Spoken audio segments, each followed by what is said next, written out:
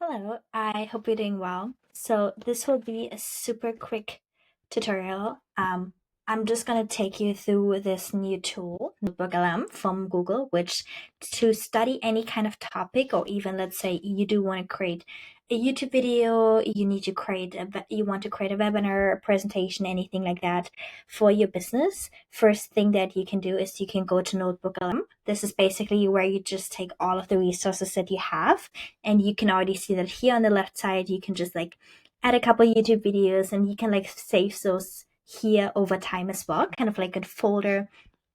And then what you can do is you can create a couple different things over here. So you can create mind maps to understand certain topics better in like a more structured way. Then if you want to understand something, you can simply click on it and it will create a summary for you. You can also just like chat with it here in the chat. So it is quite fun. And then you can really like dive into each of those videos a little bit more, kind of read through it. And then if you see a keyword here that you want to understand more, performance optimization, just click on it and it will give you more context on that as well. Save for later, just save it as a note and then you will have it here on the right side.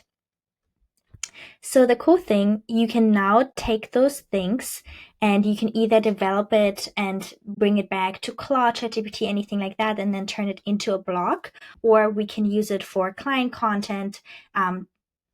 This one just as a research part, and then we take it back into Claude to then generate scripts, anything like that. So you can have like study guides in here. And then if you want to go one step further, let me just move myself here a little bit. You can also create a video overview, which is really, really amazing. So it basically just creates the whole video for you. And then if you want to, you can put your own voice over it, or you can like remix it, anything like that. Or you can create an audio overview, which is basically just like a